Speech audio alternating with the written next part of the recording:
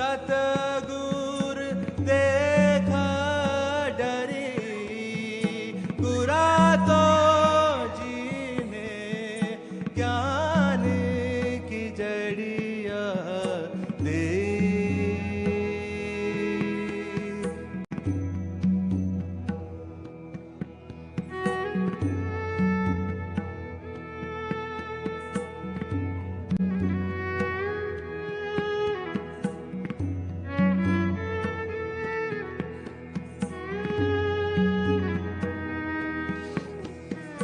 सत्वा शरण शिव गुरु बोल्या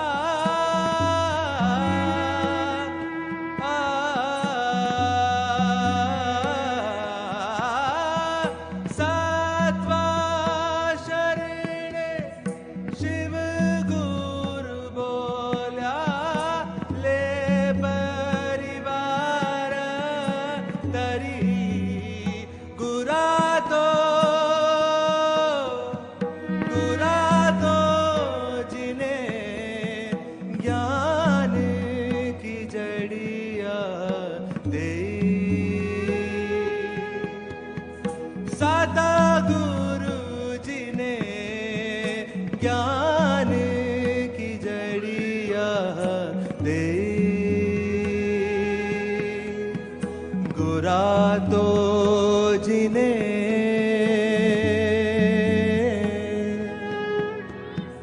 गुरा तो जिन्हें ज्ञान की जड़िया दे।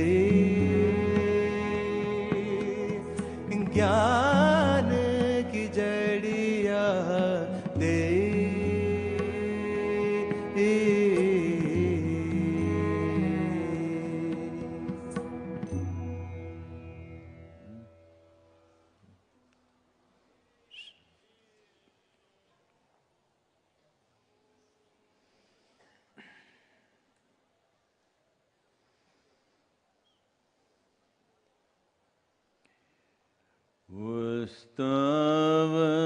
Ustavatiddhe potavattidhe asayandu kanta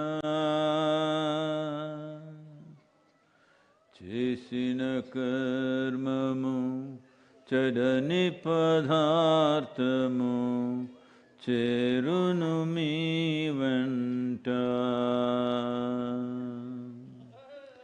చేసిన కర్మము చరని పదార్థము చేరును మీ వెంట పంచభూతముల తోలుబొమ్మతో ప్రపంచమాయనట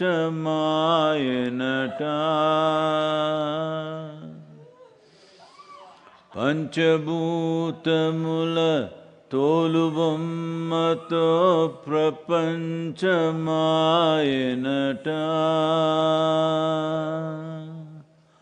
అంతము వరకు కించదాసతో పెంచెను జగమంతా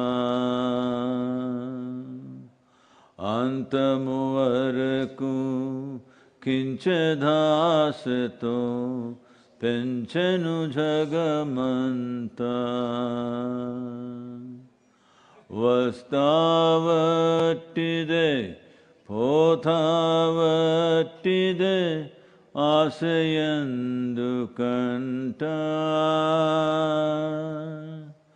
చేసిన కర్మము చెడని పదార్థము చేరును మీ వెంట చేసిన కర్మము చెడని పదార్థము చేరును మీ వెంట.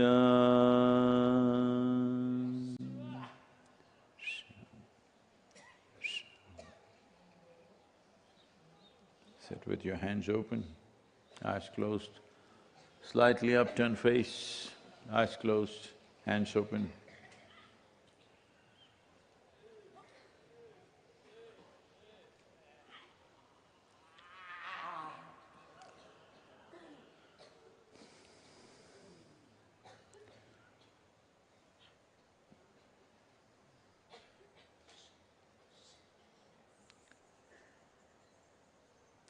You breathe this way with a slightly opened mouth. You suck the air in like one gulp and then exhale slowly through the nostrils.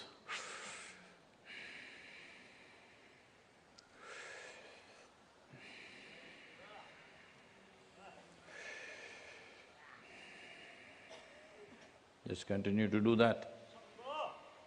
Mouth open, inhale a gulp of air and then exhale slowly through the nostrils.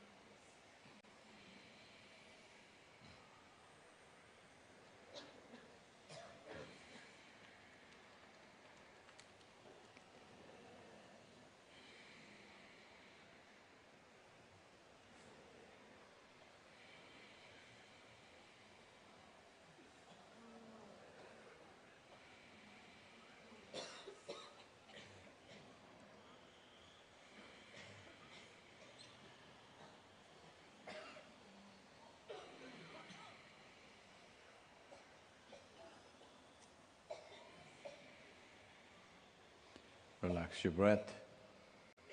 Sit with your eyes closed. Visualize yourself. Visualize that your body is becoming very light.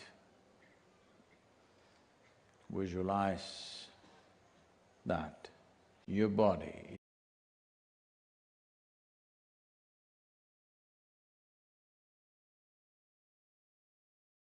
feel floaty, body slowly rising from the place where you're sitting. And it is so light, it is quickly rising. You're 3 feet above the ground. Visualize this clearly.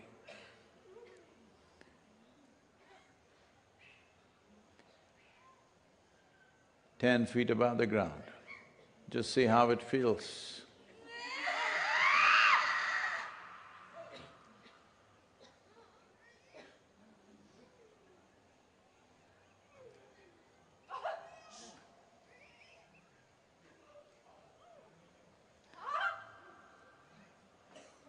"25 feet above the ground, just see how it feels. Just look down and see, you're just above the Dhyanalinga temple looking down. And you're quickly rising 100 feet, 200 feet, 300 feet.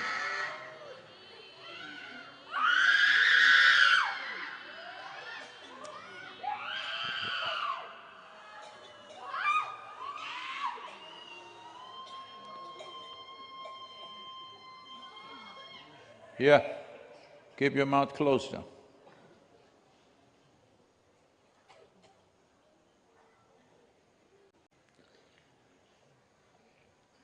Very high up, 1,000 feet above the ground. You clearly see the mountain, the Vellingiri hills, the Dhyanlinga temple, Adiyogi. Just traverse this area gently, feel the coolness of the breath, feel the coolness of the breeze and how it plays in your lungs. And now you slowly descend. You're descending just between the Nandi and the Dhyanlinga. Slowly come down, 100 feet, 50 feet, 25 feet, 10 feet, 5, 3. Now you're sitting there, facing the Dhyanlinga. And you see a light without a source.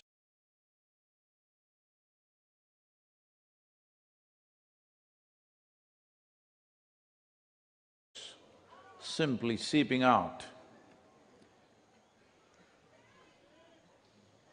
And slowly start walking down towards the stamba, then climb up the steps, walking through the parikrama. As you move, you're engulfed by this light without a source.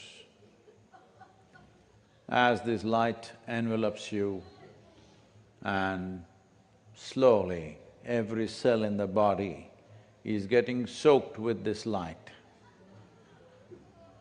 Every cell in the body is soaked with this light and you are glowing. You have become a shining being.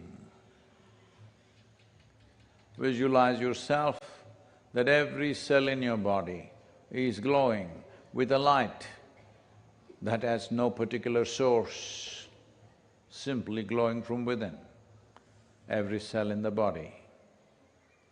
And as you sit there, you notice that a bright electric blue lotus flower begins to blossom in your heart. A bright electric blue lotus flower begins to blossom in your heart. As the flower, then you notice this flower as it blossoms, this bright blue electric colored lotus flower begins to blossom. You notice it has innumerable petals. As it begins to blossom, these bright blue petals of this lotus starts peeling away and starts falling all around you, covering the ground around you, and it continues to peel away and fall. Just see these blue-colored petals slowly covering the entire area.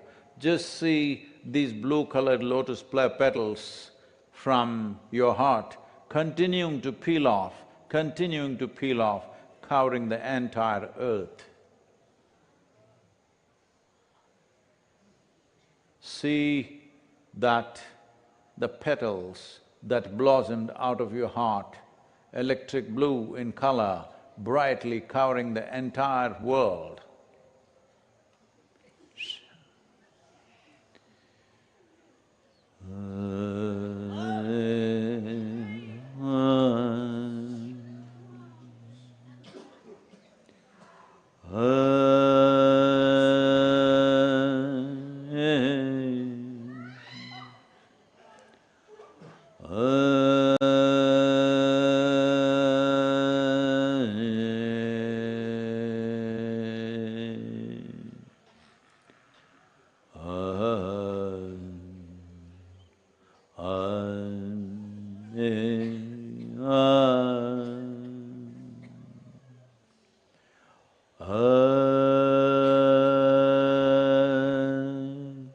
An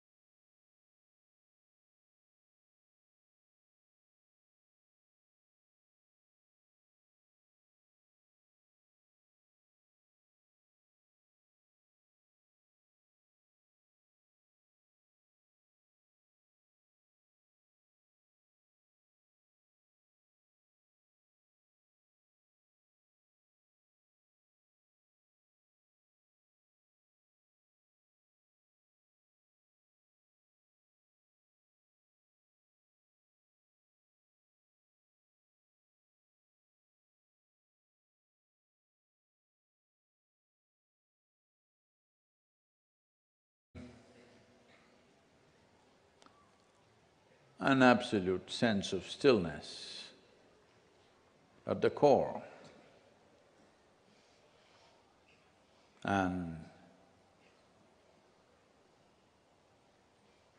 vibrantly dynamic on the periphery.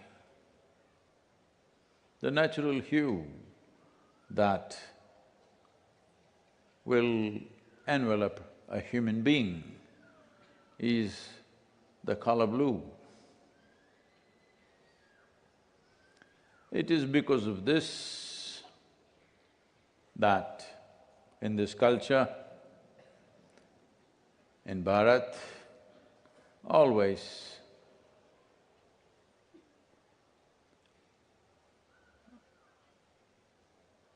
those sages and saints who were still but not dynamically active in the world, they were always shown with a white halo or a white hue around them. But those who were still but active in the world were always shown as a blue-colored or blue-bodied people. Nobody had a blue skin.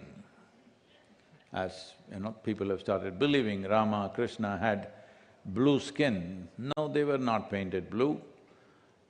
It is just that their aura was blue, so when people saw them, those who were conscious, those who were sensitive to that, they said, oh, he's a blue god, because they saw the aura as blue. Today, we call this planet as blue planet.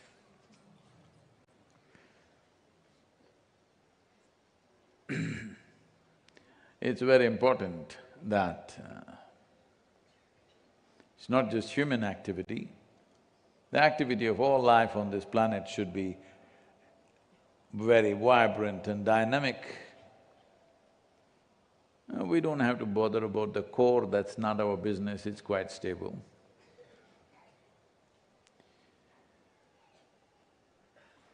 It's important today in the world that human beings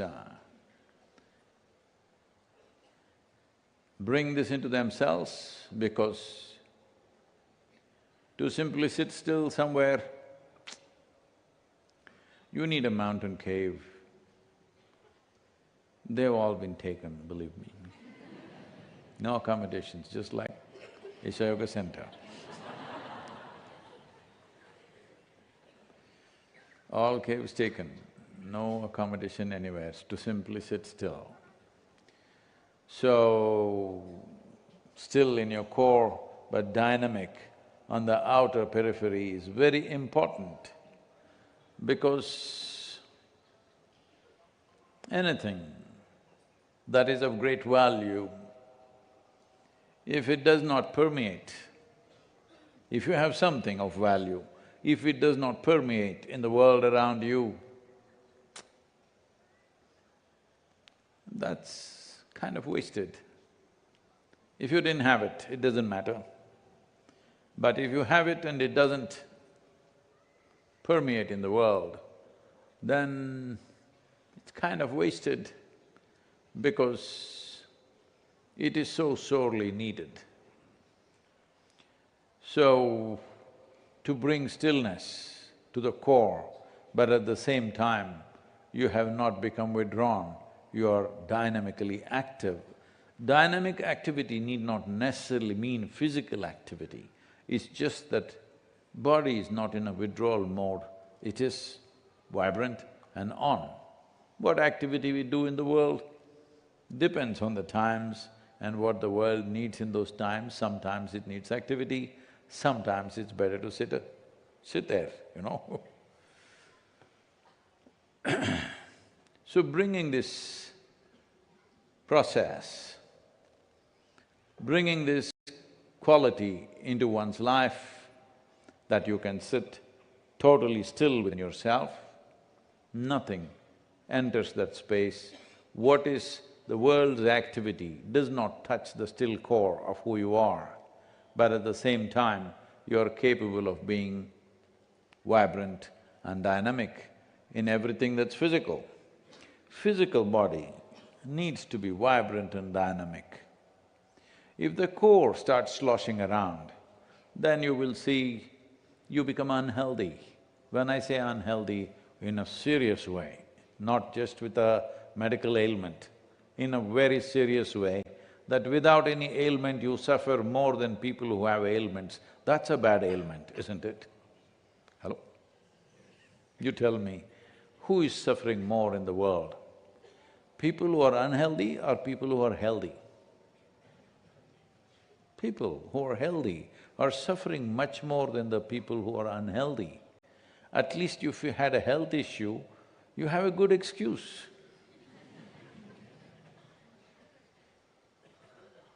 You're healthy, what is your excuse? You have no excuse, and that is the worst kind of ill health, because without reason you suffer. This is happening because the core itself is disturbed, because we think life is about transaction. Transactions are of the surface. It's important that there is a dimension within you which transcends all transactions. Transactions we do, we need to do. That's the nature of the world, it's a transactional world. But if there is no transcendence within you, transactions are a trap that will embroil you in such a way that after some time, the transactions that you're doing will consume you. Initially you think you're playing a game, after some time, you're the ball who is being kicked around. Yes? Beginning to happen, come on. Sooner it happens better, because at least there is time on your hands. If it happens very late, what to do? So to bring this about, there are various tools which already being transmitted, but we are at a time today, now, this is in Tamil Nadu, this is called as Margali. In other states, it is called Margashira. This month, from 15th of December to 15th of January, this 1 month, because of very diminished influence of sun upon the northern hemisphere, a certain inertia tends to settle into all that is physical. The physical aspect of life tends to go into inertia mode. When I say physical, it includes psychological and emotional because that's all physical. Because it's going into an inertia mode, there are various aspects culturally, all this lamp lighting and music, dance, everything is brought forth in this season. You know, right now Margali music dance is happening only in Chennai. It should happen everywhere. It should happen in every town, every village,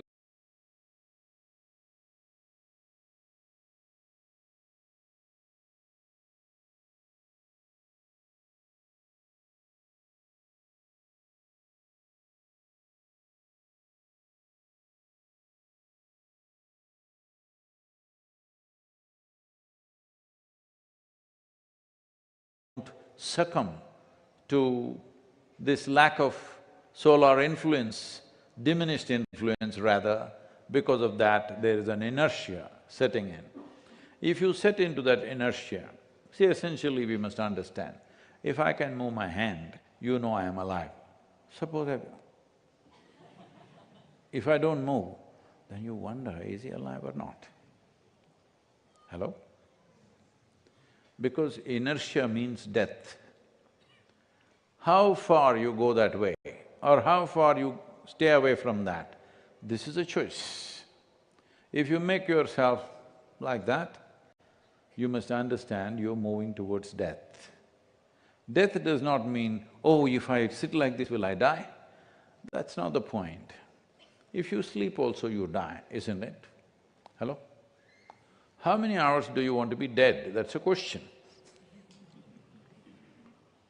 Many people claim, Sadhguru, I really enjoy my sleep. Nobody can enjoy sleep.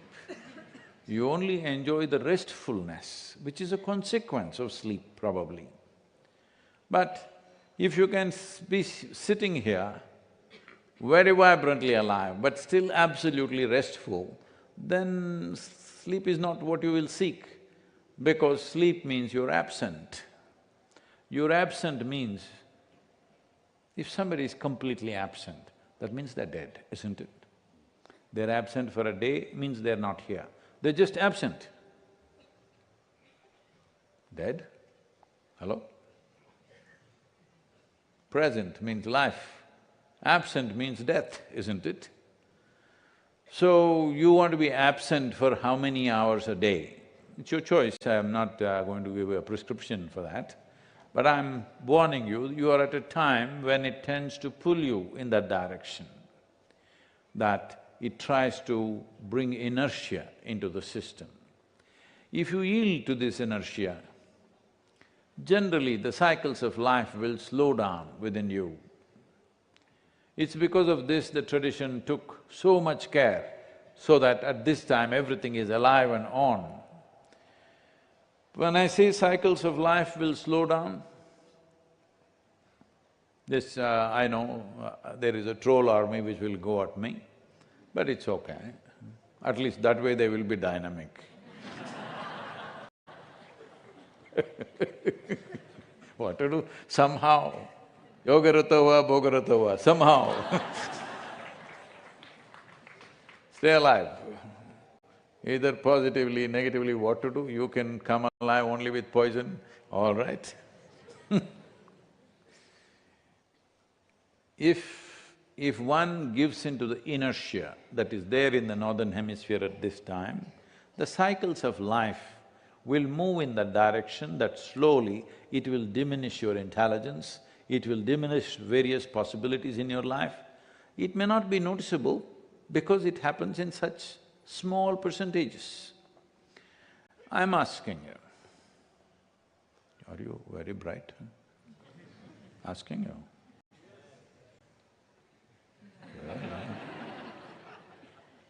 Okay, nobody next to you said that.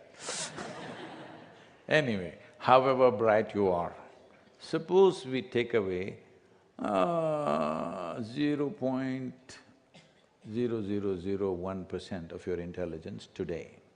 Another .0001% tomorrow, day after tomorrow. Will you notice it? No.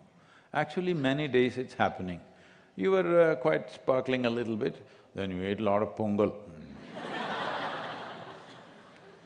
5% is gone.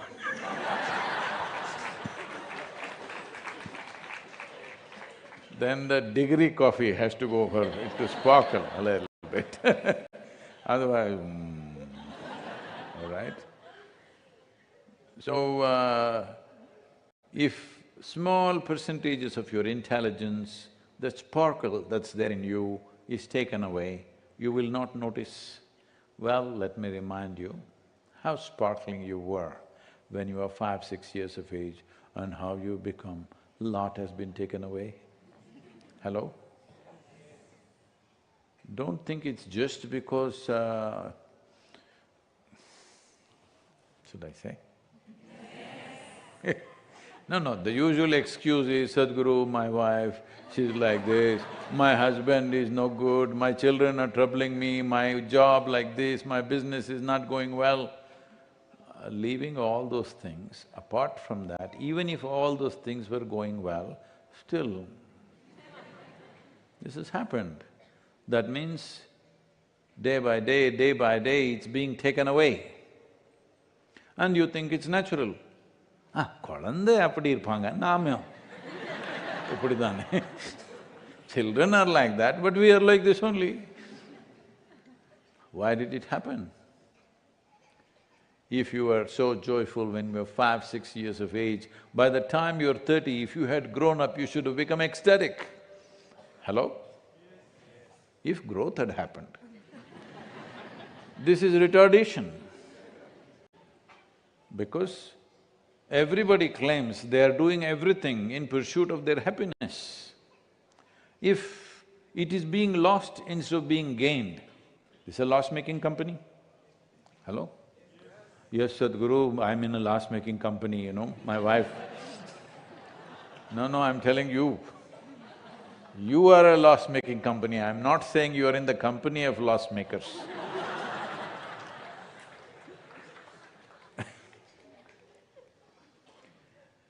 Now the problem is like this, one day it happened. A Shankaran Pillai ordered pizza. It's our national diet these days.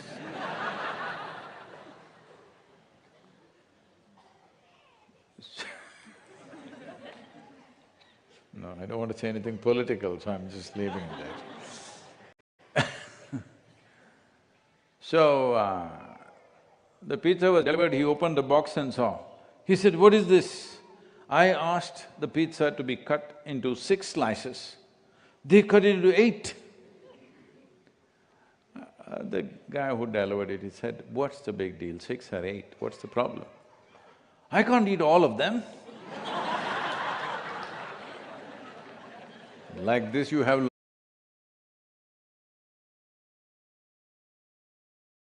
How to eat 8? You only wanted 6. It's the same piece of life, whichever way you cut it. Hello? Yes or no? It's the same plate of life. You cut it this way, you cut it this way, you flip it this way, you flip it that way, it's the same damn thing. You are the same life that you were when you were 5, 6 years of age, as a little girl or a little boy, you were the same stuff. Hello? But now you're complaining because 8 pieces, you know. You have serious issues and problems, mathematical stuff.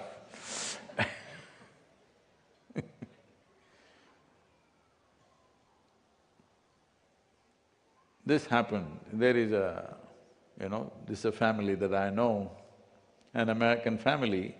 Their son, not now, some time ago, because now it's not doable, their son married a Russian girl some time ago, when it was okay. And so people, her family had traveled to America for the wedding. So there is a There is a wish which is usually made, you know, be happy, be healthy, go forth and multiply. This is a wish generally, traditionally in those cultures. Because marriage means children were normal, because those days, most people who were born did not cross 30 years of age, half of them wouldn't. So producing more children was very important. Today almost everybody crosses that, so children are not compulsion now. But at that time it was a must, because otherwise we wouldn't be here. It's as simple as that. So then all the Russian relatives who had come, they all became like that. Then they noticed it looks like the girl's parents and everybody is upset about something or confused about something. They inquired what happened. Then they checked with the translator what happened. So when the translation happened from English to Russian, it said, be happy, be healthy, go and do math.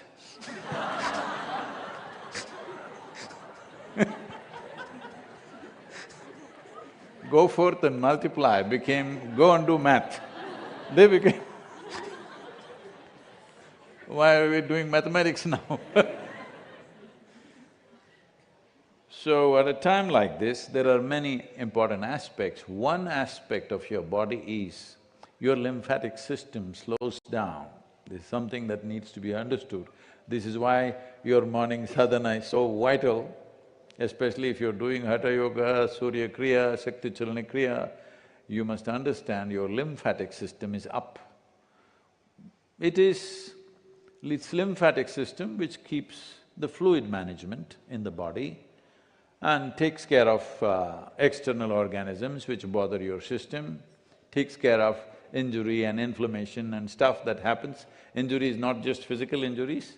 At the cellular level, there is inflammation, that needs to be handled and managed all the time. And also handles all the debris, the cellular debris that is there in the body, it needs to be cleaned up, otherwise it'll pile up and become toxic. And also handles the cancerous cells, so lymphatic system is very vital for us to maintain health, of course, but to maintain vibrance, your lymphatic system should be on. So, among the lymphatic organs, the most vital one is spleen, then the other things you might have gotten them removed. You have tonsils, you still have or gone? You have appendix or gone? Because now these days doctors are not doing it. Otherwise, when we were growing up, they were saying it's standard, if you're 13, 14 years of age, we just remove your tonsils. Among all our siblings, I was the only one who didn't have it removed. Simply remove the tonsils, remove the appendix. Suppose they open you up for some other surgery, remove the appendix. This used to be a standard practice, not anymore, fortunately. So, these are all the organs which, manage the lymphatic system. Keeping this in good condition is very vital to know vibrance of a body. Otherwise it'll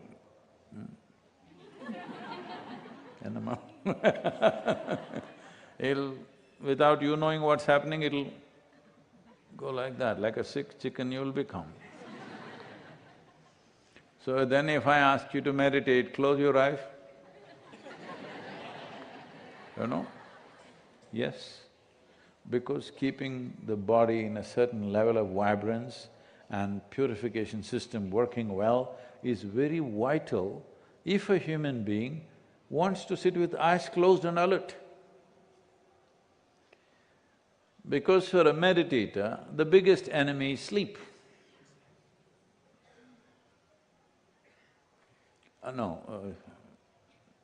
Somebody saying like this, no Sadhguru, cell phone.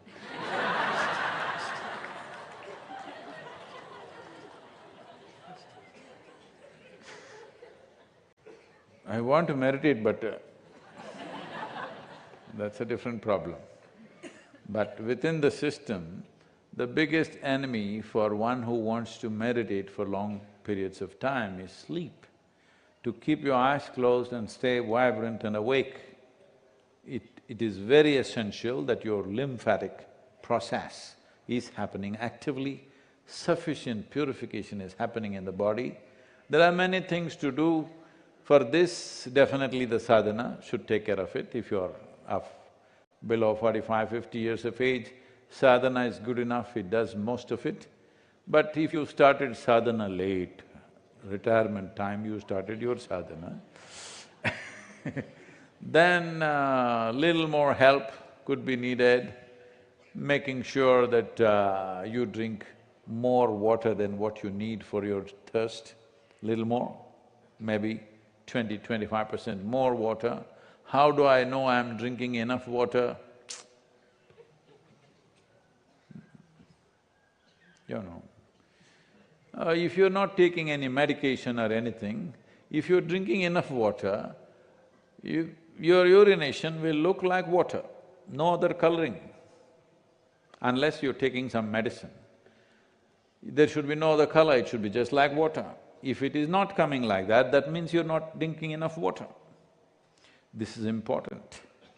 This is very important that the fluids in the body are well managed, because these fluids need to be circulating in the body and clearing up all the mess that is happening. Just day-to-day working of the body creates so much debris, so much impurity that it needs to be taken away efficiently. If it is not happening like that for many of you, which I see, some of you at least, if you are below 35, 40 years of age, it should happen, you must just get up a little earlier and do more sadhana. Otherwise,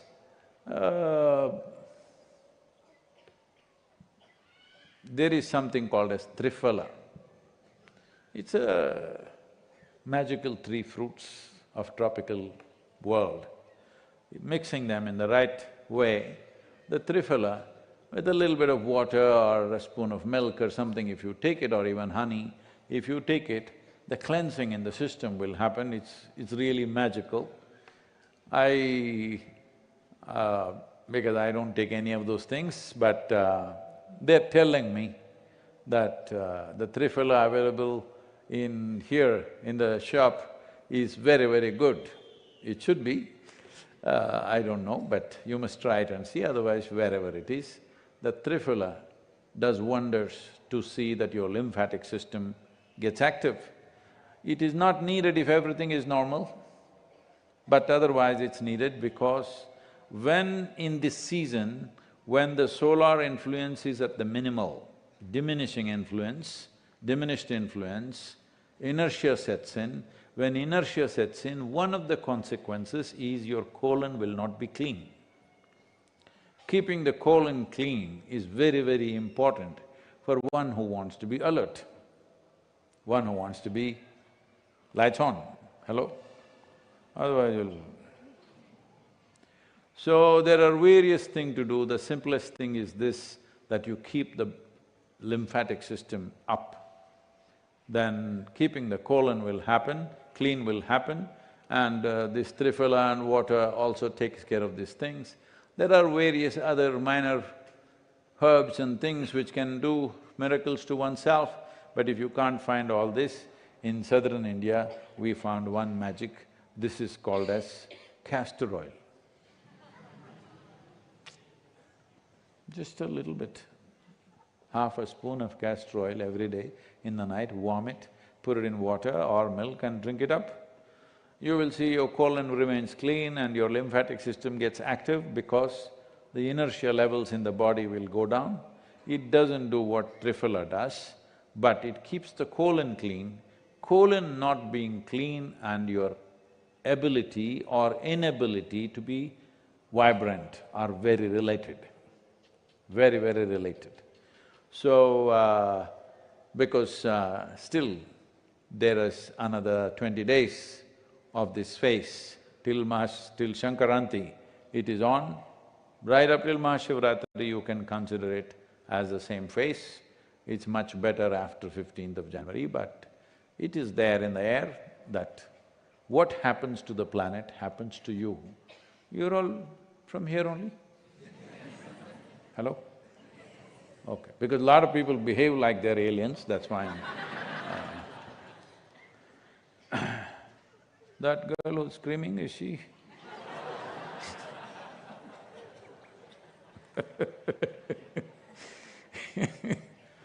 So, if you're from this planet, you must understand what happens to the planet happens to you, whether you like it or you don't like it. Because you're just a little outcrop of this planet. Pop up till you pop out only. Hello? So, as long as you're from this planet, everything that's happening to the planet is happening to you. There is a way to go beyond seasons, not bother about where the planets are, what the planet is doing, doesn't matter. One can remain above that if you become a Bhuteshwara. That is, if you have some mastery over the five elements, then you're above that, you don't worry about all this nonsense. But if you're still a crawly creature who is affected by what's happening around, you need to take care of these things. So more detailed way of looking at it can be done, but this is a darshan, we don't want to spend too much time in your colon. Let's get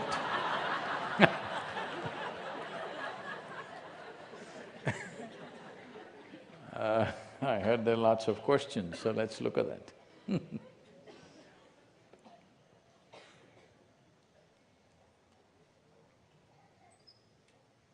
Namaskaram, Sadhguru. Sadhguru, my name is Raman. I wanted to Your ask… name is what? Naman. No, I wanted to ask question about Padmasana, the lotus posture. We are usually asked not to do lotus posture if I am living in family situations. I wanted to ask what's the energy significance of it and how does it affect our body and why it is said to not do. And can I do like Shunya in lotus posture as it is comfortable for me and cross-legged also and other higher meditations? I have second question also, sir. no, we'll have one.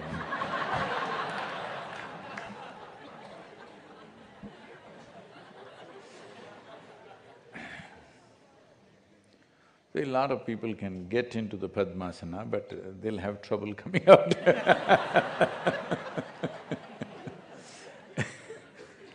So, I don't want to go into what is this Padmasana, what are the benefits, all this has been spoken plenty.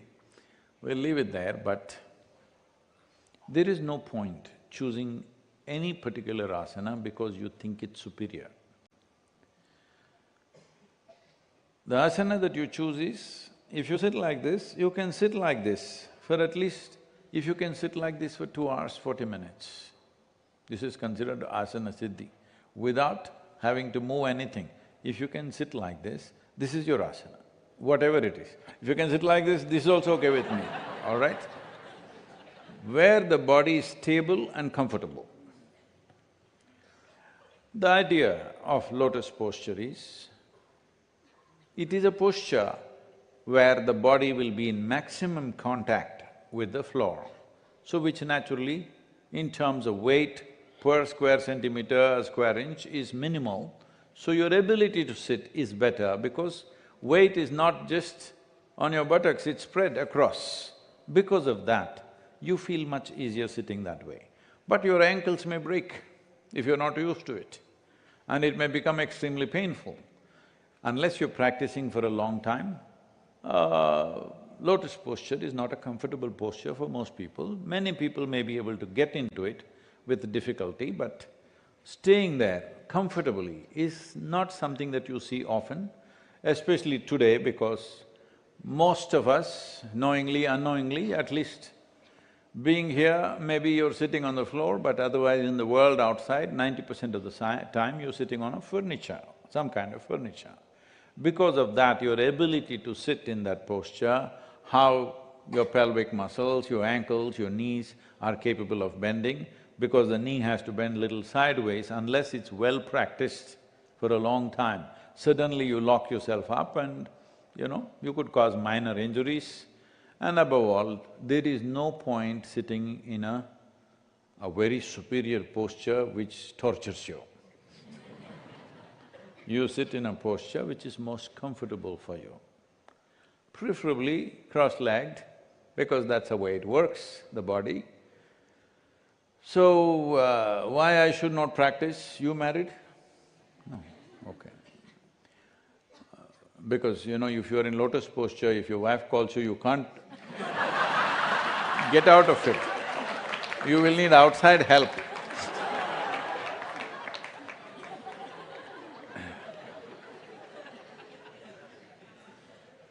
There may be emergencies in the kitchen, she may be angry, you must go within 2 seconds, but you can't undo your legs. Trouble.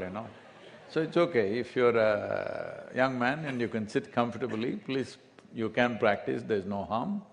But it has other ramifications more than anything. Unless it's a extremely comfortable posture for you, that's not the thing to choose. Are there benefits? There are benefits. But more than anything, that you're able to remain in a posture without being focused here, that is important. Please.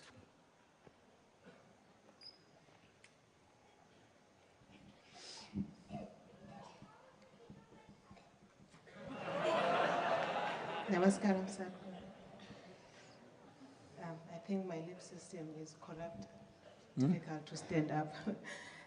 What, you're sitting in Padmasana?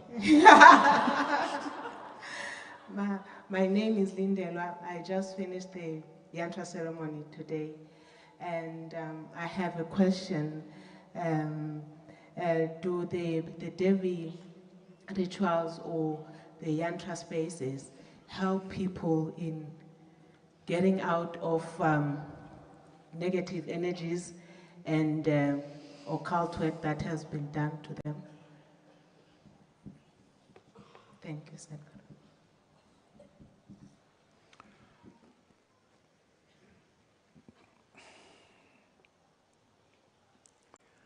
See,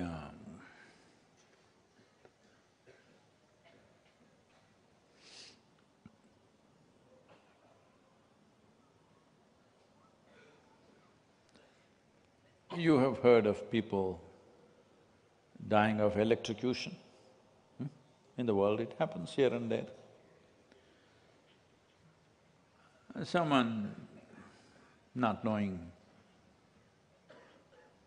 about the situation, they put their hand somewhere or they stepped into something and they get electrocuted. Now tell me, is electricity, is it a positive or negative energy? Because it kills. Hello? Is it a positive or negative energy? There is no such thing. Energy is just energy. You can use it whichever way you want. With the same thing you can make life, with the same thing you can take life, isn't it? With everything, every aspect. Are these hands positive or negative? They can do something wonderful, they can slap you in the face, I won't. No, I don't, I'm just saying, hands can do those things.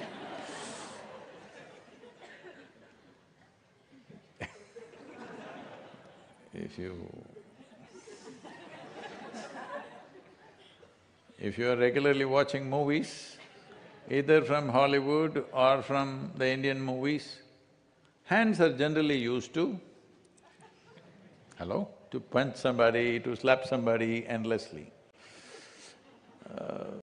Because there is a market value for those things, that's why I said, not that I'm intending to do anything. So, is hand positive or negative? No. This is dangerous.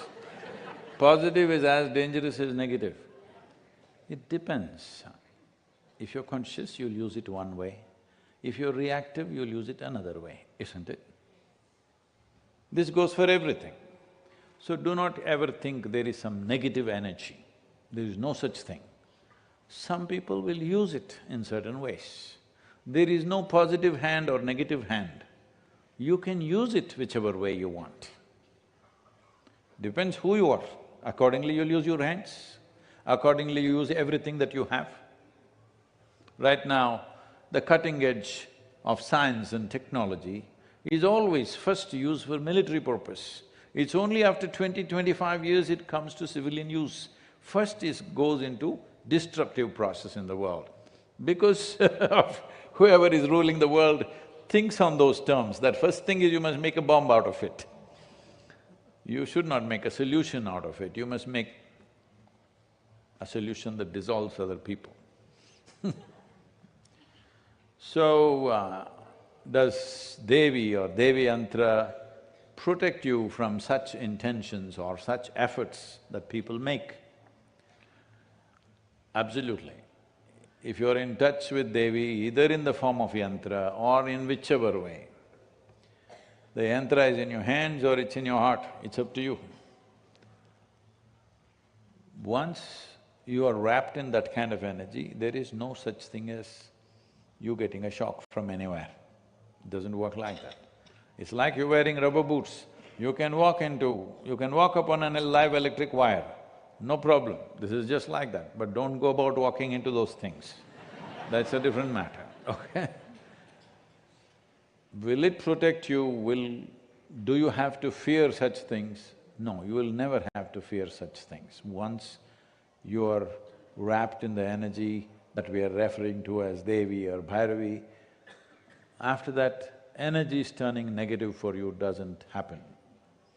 If you eat and live healthy, most probably you will die without going to a doctor.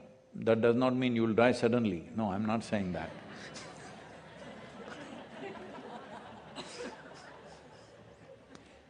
So, no hospital, Sadhguru, straight morgue.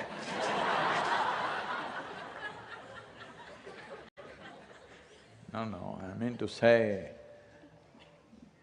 daily millions of people have to queue up at hospitals trying to fix something, unfortunately.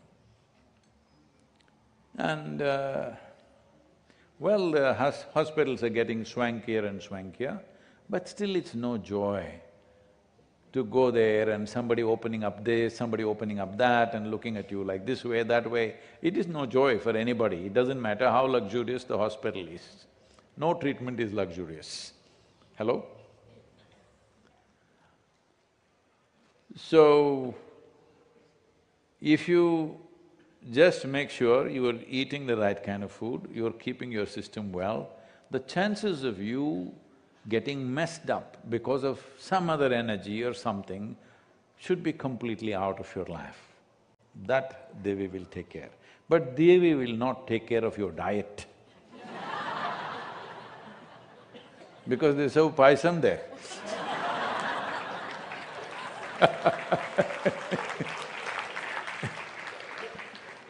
There are different ways to handle these things.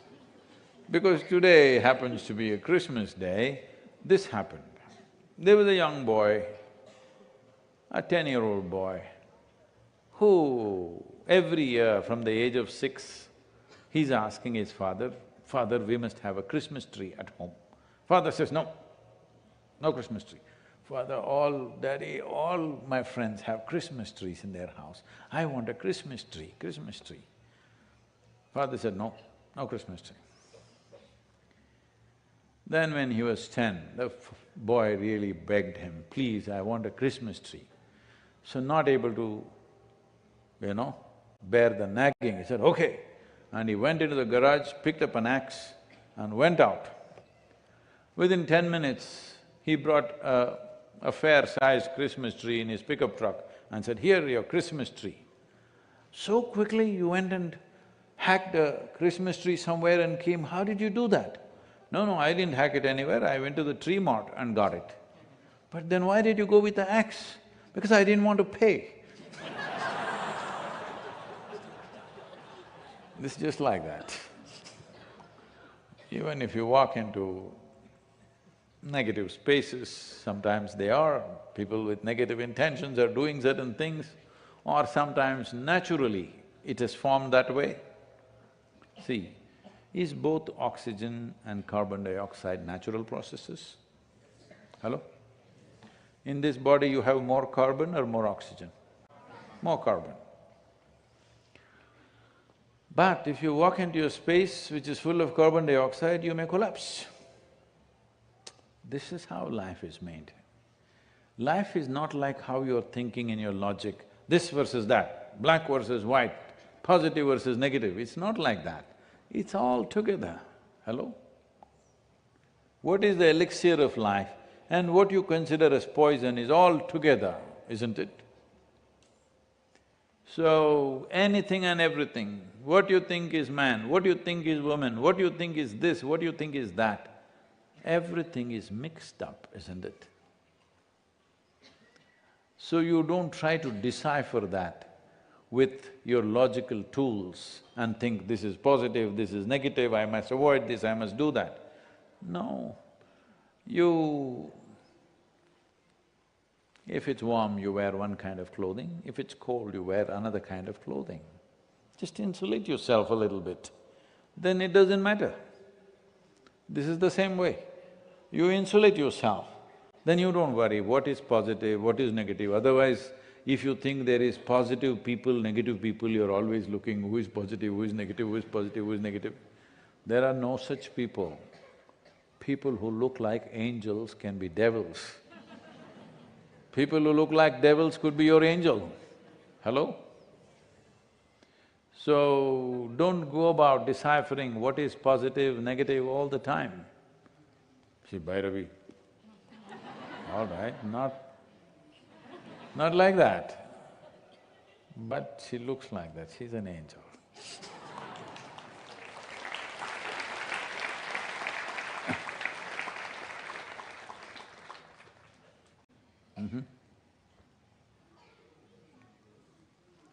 Like Sadhguru. Woo! Who's this? What is that? How to be like Sadhguru?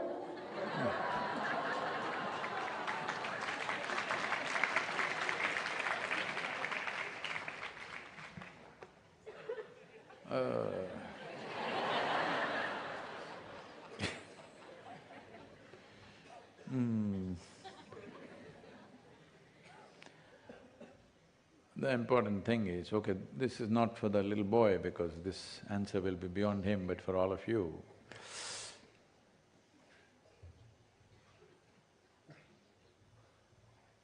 Sadhguru means he is not any particular way, not positive, not negative. Simply as a conscious response to everything, whatever way it is, whichever way it is. So, this may be a little difficult for you to digest, then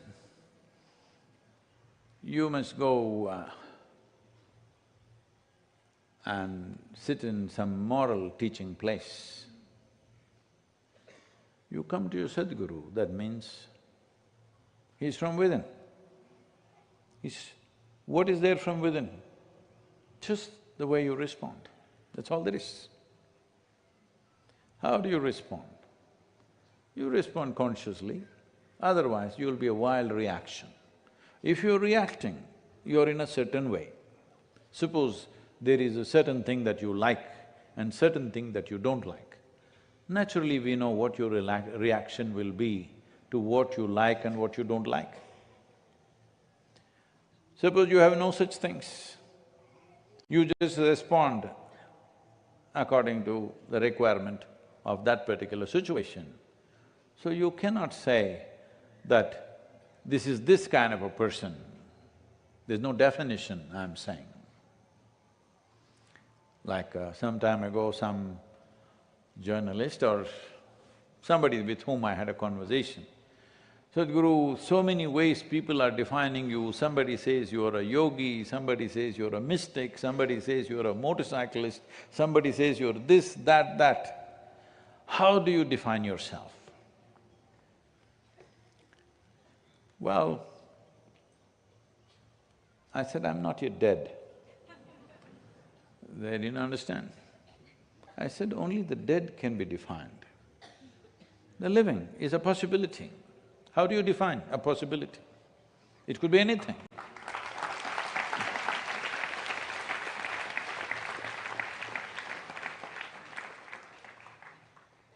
So, right now, definitions are spilling out because people see you performing a certain activity and they think that activity defines you.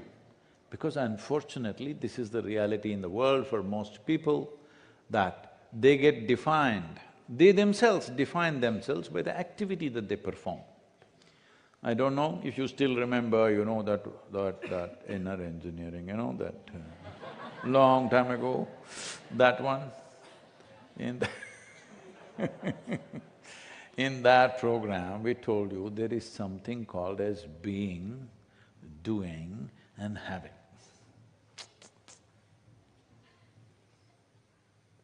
Your being, doing is according to the needs of what's around.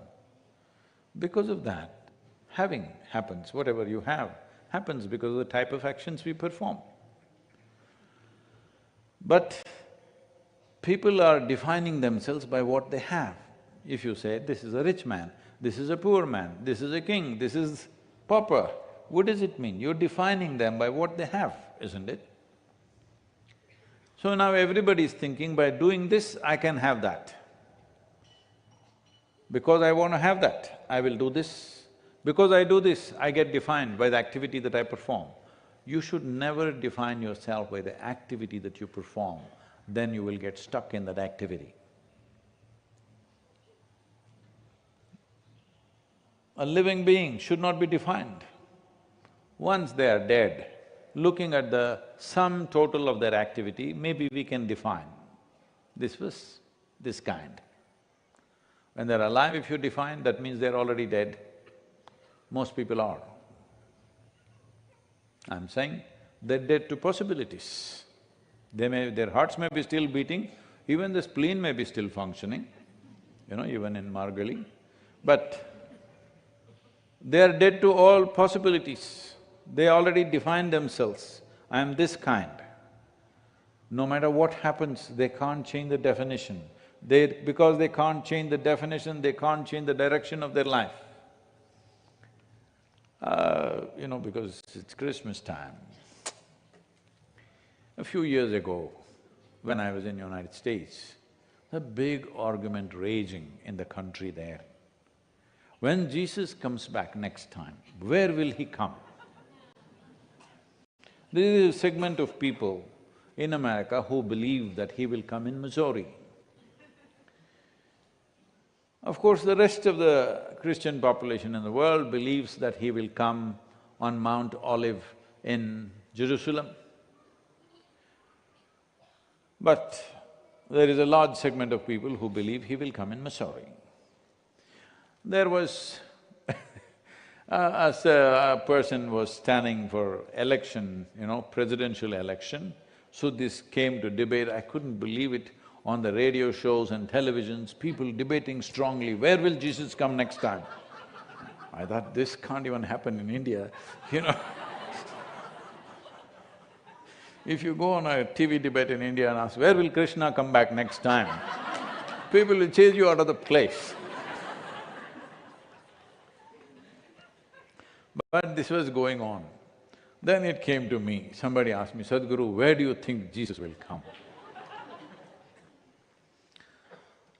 Then I said, see, last time he came in Jerusalem, 2000 years ago, when they didn't even have a cell phone or Wi-Fi in that place, even then, phenomenal man, whatever he is, whether you agree, disagree with him, but some kind of a phenomena of the times.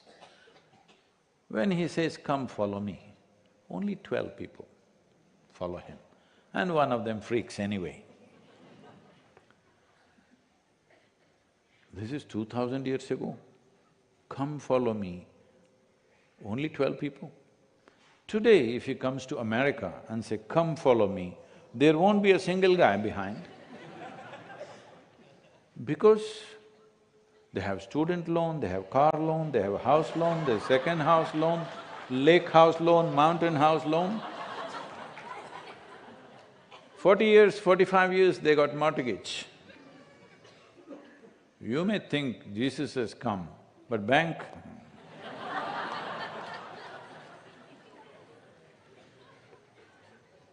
So, this happens to you because you defined your life. You defined your life with the tidbits of information that you have.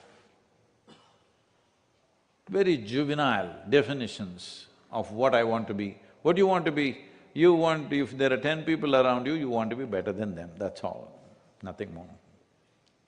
And if 10 people are around you are idiots, you want to be a bloody idiot, that's all.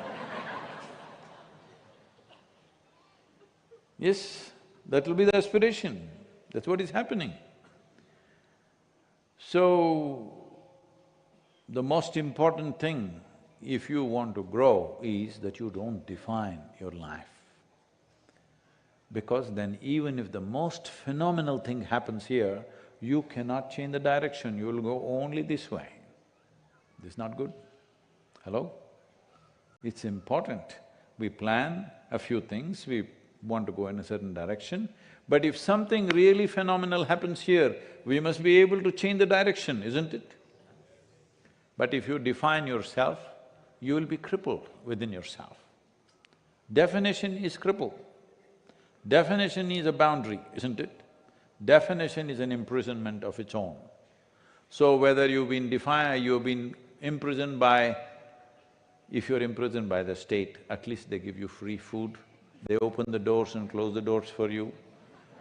If you imprison yourself, nobody opens doors for you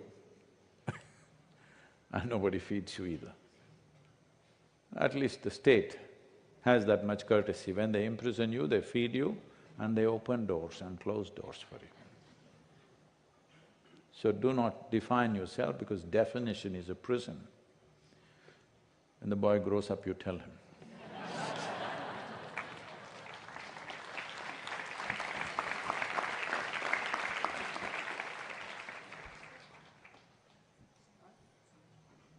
Namaskaram, Sadhguru. Namaskaram. I have a question. Oh, you made the question or somebody sent it to you? No, it's my question. Oh, not on the WhatsApp? No, no. Okay. My name is Rajeshri Parekh. My birthday is coming in 29 December.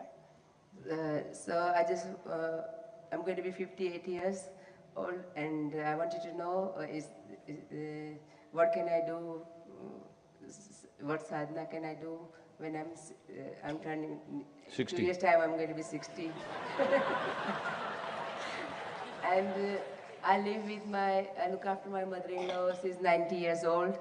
And so how can I do my sadhana without like making everybody happy around me and without breaking my sadhana?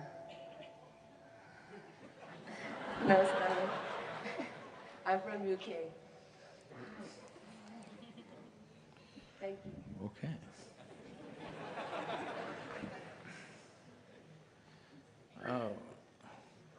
I don't mean any disrespect, but generally, not many people have found any technology to make an Indian mother-in-law happy.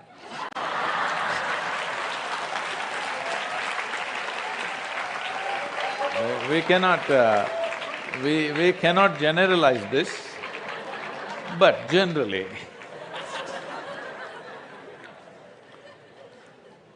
So, about your happiness we will see.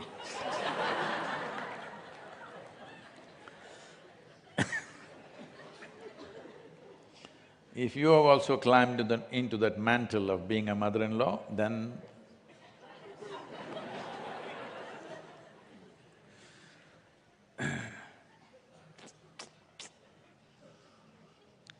see, this happened in a kindergarten school where they're Christian schools, so today, So, the teacher asked, where does God live? A 8-year-old girl without the 5 An 8-year-old girl stood up and said, "God lives in the bathroom." The teacher said, "What? God lives in the bathroom? How are you saying this?" "I don't know, teacher, every day in the morning, my father goes and bangs on the bathroom and says, 'God, you're still there.'"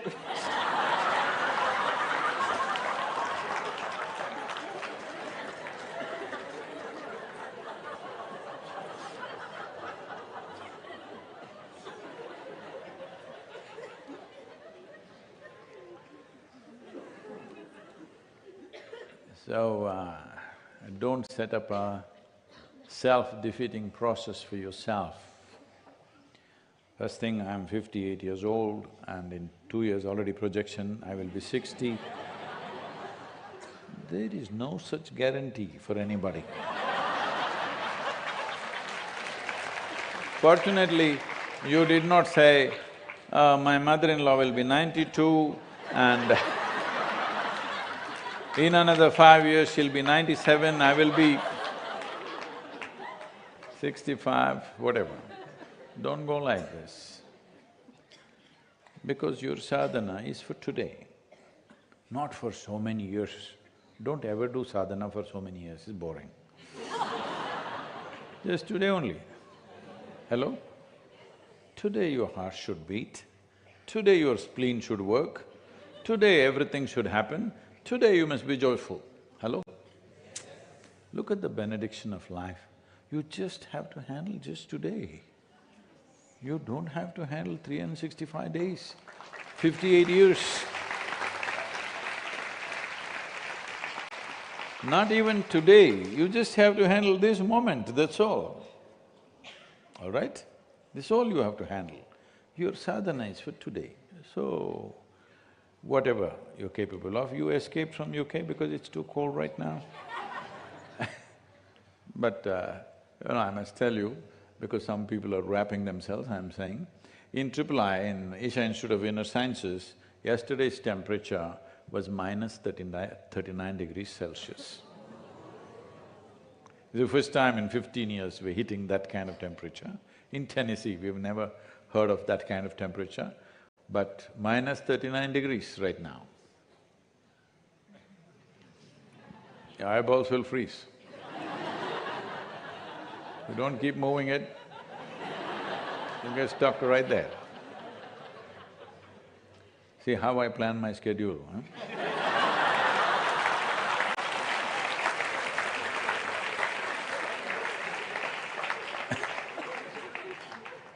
So, about various, obligations or duties or things that we have to do, all of us in our lives, many things. You have only one mother-in-law.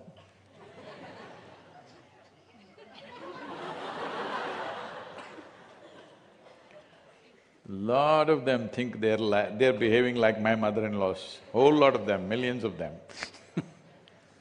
Mother-in-law does not mean anything wrong, it's just that little boy who is her boy, who's just grown up and he's just found this young woman and what the hell, he's her boy. Hello? What?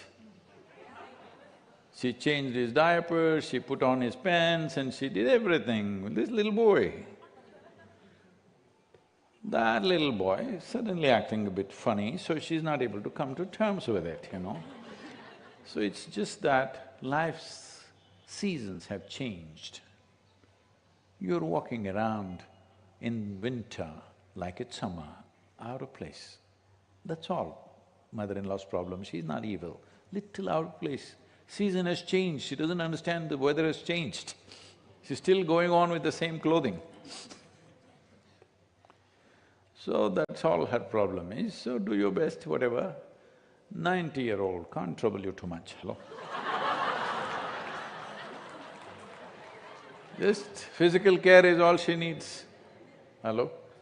Please do your best, whether she is mother-in-law, mother, or she's just another woman, what does it matter?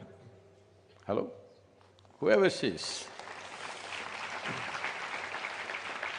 Because when life ripens you with age, you're once again like a little baby. Maybe you'll have to change their diapers once again. Hello? Possible. So it's once again like a little child. It doesn't matter. See, children are also not all sweet. One thing, if you don't do the way they like it,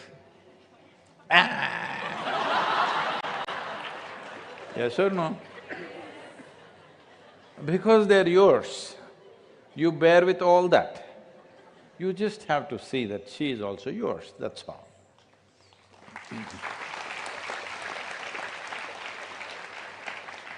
What is yours and not yours doesn't come with legality, it comes with just acceptance, isn't it? If you accept, they all become yours. If you don't accept, even if you're legally bound, doesn't work. So, do not bring your sadhana to question because mother-in-law is 90. If she was 58, she could be some trouble, possible. 90, poor lady, she just needs help. Hello? So, you're not the only one. You actually have a mother-in-law, others invent them. Sadhguru, I wanted to do, but my mother-in-law, she doesn't exist, but she doesn't allow me to do it in the morning. What? She comes through the phone, she comes through the message, she comes through so many things. I'm not talking about a mother-in-law who's the mother of somebody that you're married to, I'm talking about metaphorically, mother-in-law means a block. That's how people understand. There may not be, many wonderful ones are there, but generally mother-in-law means…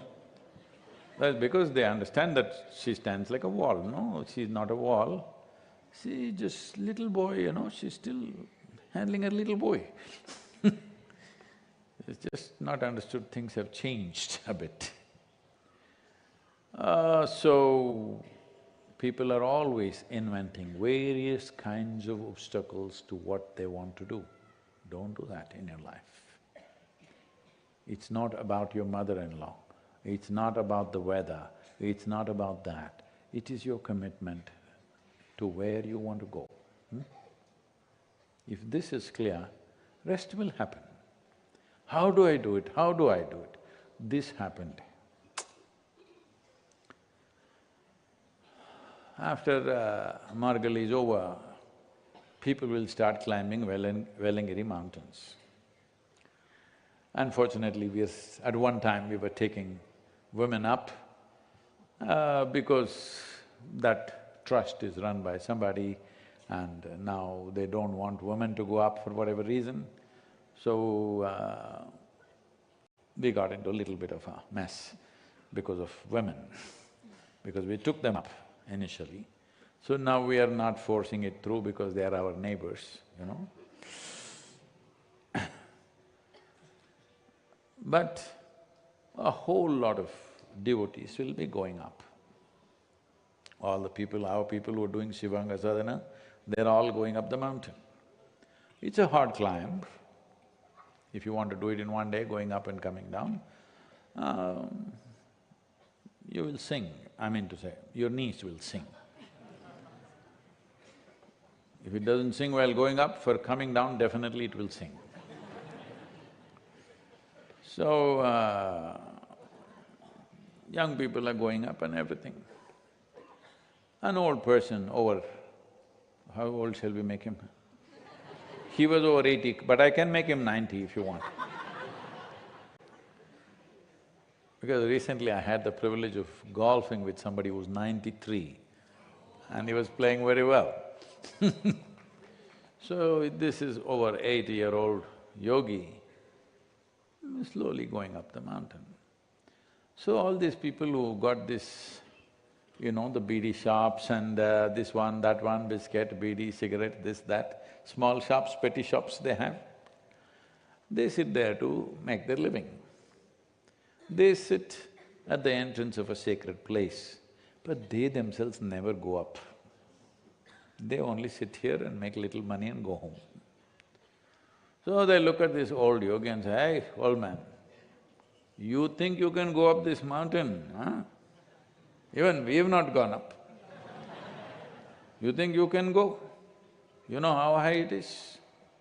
With your old legs, you think you're going to go up this mountain? Give it up. You are not going to reach there, you will die on the way." The yogi said, "See, my heart is already there. The rest has to follow. What can I do? It will go."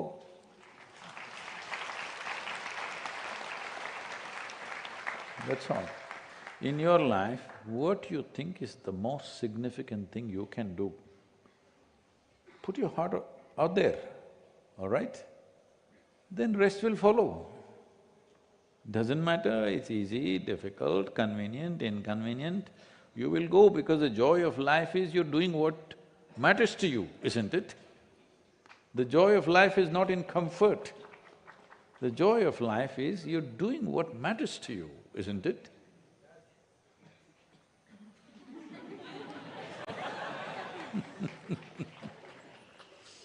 Please.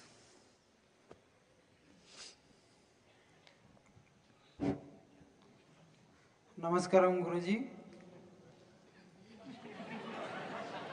I perceive that I am nothing. Then why are you talking? Is it the right perception? I perceive that I am nothing. Is it the right perception?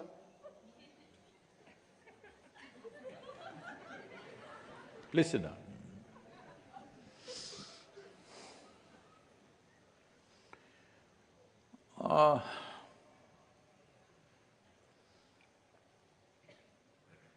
I've always been warning people of reading spiritual books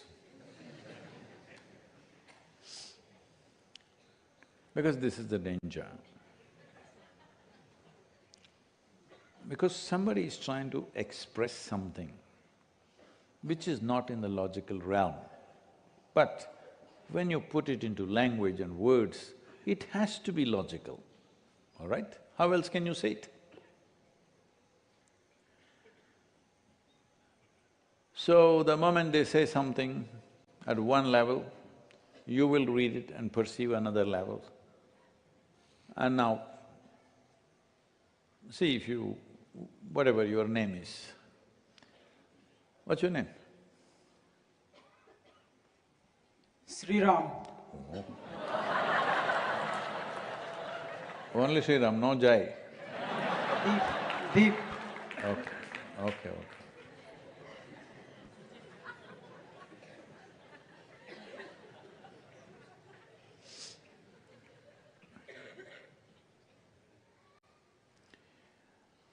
So, now, because somebody has told you your identities are a problem, you must not be identified, you must be like nothing. Now you call yourself nothing. All that happens is… No, he's sincere about what he's saying. All that happens is change of name. Instead of Sri Ram, nothing. Nothing changes.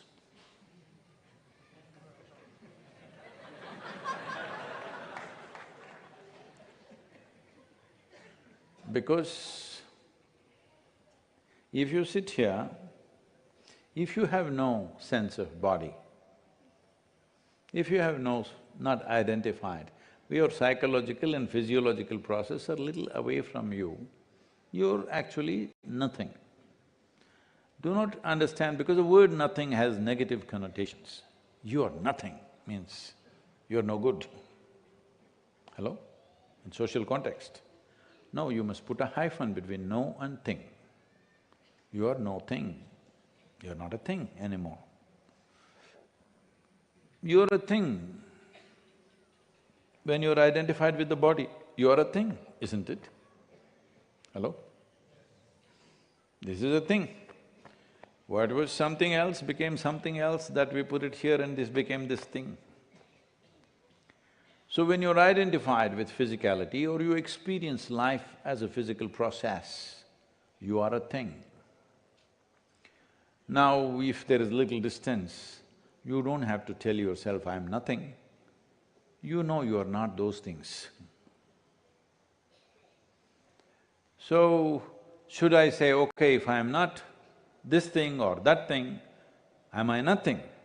Don't say that. Language limitations will lead us there. If you're not something, you must be nothing.